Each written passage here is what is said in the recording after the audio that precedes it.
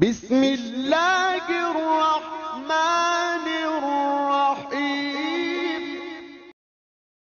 السلام علیکم ورحمۃ اللہ وبرکاتہ۔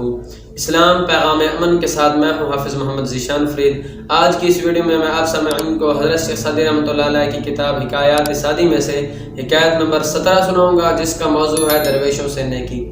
حضرت شیخ صادی رحمۃ اللہ علیہ بیان کرتے ہیں کہ ایک عادل اور خدا ترس بادشاہ اپنی رعایا کے حالات جاننے کے لیے رات کو بھیس بدل کر گلیوں کا گشت کیا کرتا تھا، گلیوں کا چکر لگایا کرتا تھا۔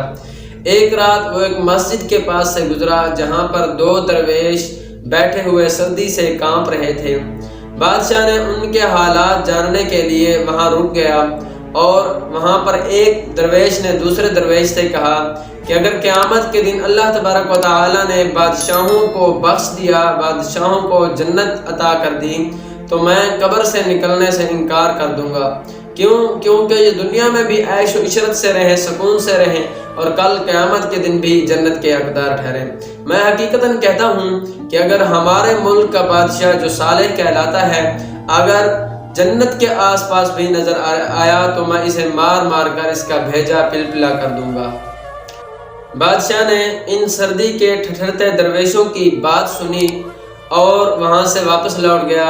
اگلے دن پیادے بھیج کر ان درویشوں کو دربار میں بلایا، انہیں انعام و اکرام سے نوازا، ان کی عزت و افزائی کی۔ جب درویشوں نے بادشاہ کے اس حسن سلوک کو دیکھا تو بہت حیران ہوئے۔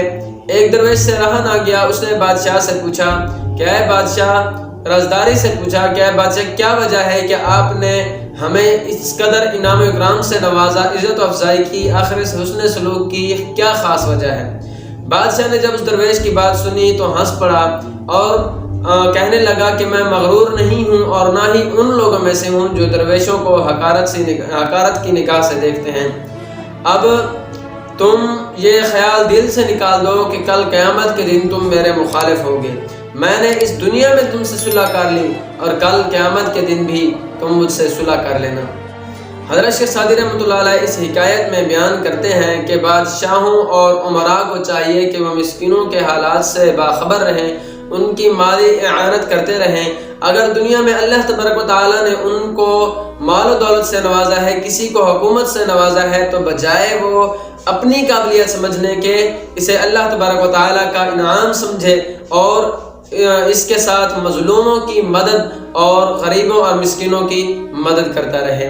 امید کرتا ہوں آپ کو یہ ویڈیو پسند آئے گی۔ ویڈیو پسند آئے ویڈیو کو لائک کیجئے، کمنٹ کیجئے اور دوستوں کے ساتھ ضرور شیئر کیجئے۔ دعا میں یاد رکھیے گا۔ اللہ حافظ۔